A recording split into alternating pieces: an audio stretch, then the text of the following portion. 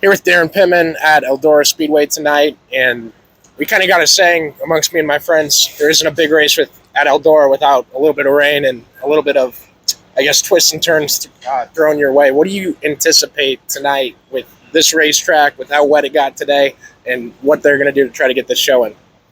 I mean, I think as long as the weather stays out of here, which I think is supposed to be the rest of the night, I think we'll be fine. Track's a little bit to be determined. Honestly, I look at some of it that hadn't been touched. I don't think it looks that wet, but then when I keep looking at this crossing where the trucks are coming across, it looks like it's, fairly deep. But I mean, it rained really good at, around 8 o'clock or a little after this morning. But honestly, I don't think it's rained a ton since then. Just kind of hear little few sprinkles or a few rain showers here and there. But one thing about dirt racing, it doesn't matter. It's always different, and it's the same for everybody, so good or bad. And you're right. It seems like it's not Eldora Kings Royal weekend if we don't have some rain and some delayed events. So just see how it goes. It's always got a unique format. Always has some twists with how that plays out, and the weather obviously have effect in that as well. What do you think about the invert going to 6 and just getting rid of the wheel? Does that at least give you solace that you know where you want to qualify to try and end up on the front row of a heat race? Well, yeah, I mean, you know where you want to qualify, but it's not easy to qualify there. Right. At the end of the day, they're paying the money they are. Same with me. They can make up any format they want, and it's our job to figure it out. I don't love the fact that it is that much of an invert, and there is no advantage really to qualify well. So there's going to be a lot of people trying to hit that mark, which is fine. It's part of it's part of the process of how do you go slow enough or fast enough to land where you want to try to land.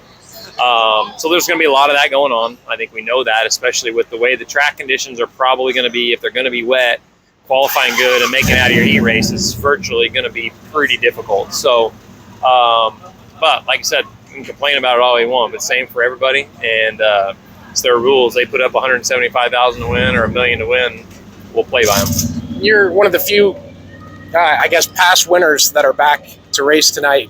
What does it take to win this race? It's 40 laps. It's tough. I mean, physically, it's, pretty grueling.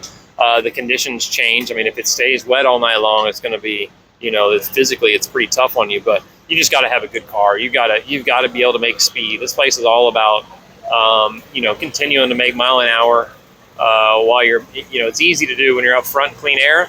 It's hard to do when you're passing cars and in lap traffic. So the guy that's the most maneuverable, that can keep the tires underneath him, can keep making mile an hour no matter what.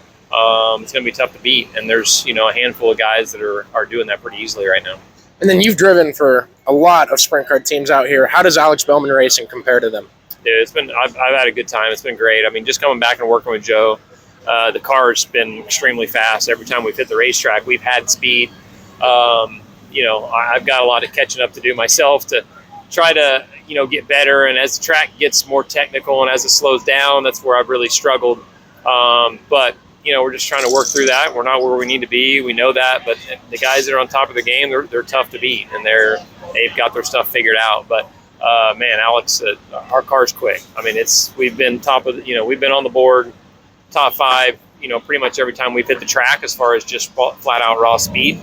And this is a tough track to do that. It's hard to come in here and just be fast every time you hit the surface. So we've been good there. We just got to race better. You guys can catch Daryn tonight live on Dirt Vision in the Ally Racing number 55.